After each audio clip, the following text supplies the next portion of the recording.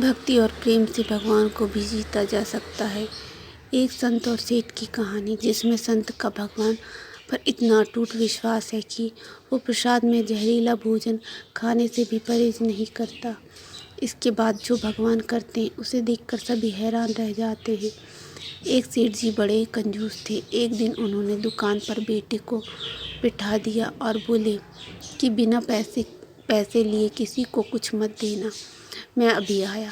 अचानक एक संत आए जो अलग अलग जगह से एक समय की भोजन सामग्री लेते थे। लड़के से कहा, बेटा ज़रा नमक दे दो। लड़के ने संत को डिब्बा खोलकर एक चम्मच नमक दिया।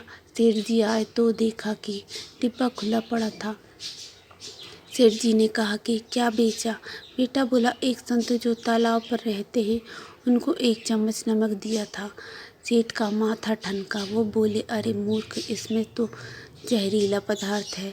अब सेठ जी भाग कर संत के पास गए।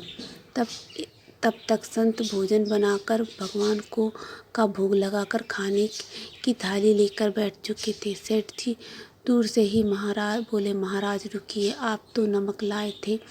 नमक नहीं था बल्कि जहरीला पदार्थ था। कृपया करके आप ये भोजन ना करें। संत जी बोले, भाई हम तो प्रसाद लेंगे ही, क्योंकि भोग लगा दिया है।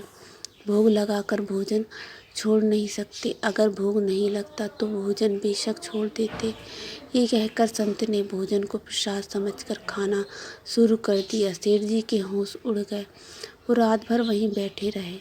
सेठ को रह कर ये चिंता सता रही थी कि अगर संत को कुछ हो गया तो बड़ी बदनामी होगी। रात में अगर तबीयत बिगड़ी तो कम से कम वैद्य को दिखा देंगे। सोचते सोचते उसे नींद आ गई।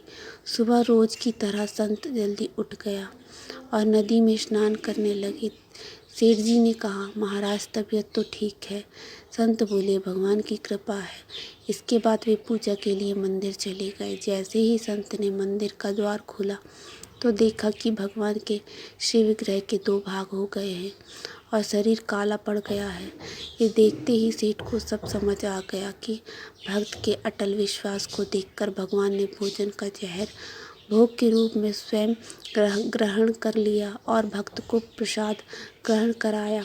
इसके बाद सेठ ने तुरंत घर जाकर बेटे को दुकान सौंप दी और स्वयं संत की शरण में आकर भगवान की भक्ति में करने लग गए।